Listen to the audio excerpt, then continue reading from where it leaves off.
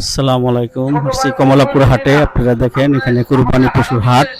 এখানে আসি আজকে মানুষ কুরবানি গরুর হাটটি দেখতে। এই যে কুরবানি পশুর হাট, দেখি দামাদামি করছি।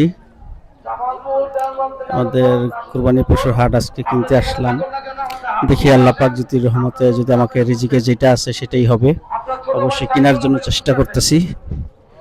দেখেন, অবশ্যই দেখেন এটা দামাদামি চলছে, দেখি এটা দামে হয় কিনা।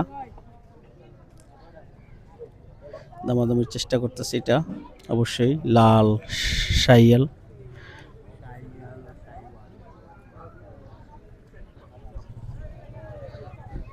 অবশ্যই আমাদের গরুটা দেখেন, আল্লাহ পাক যদি হয়ে যায় হয়ে যাবে।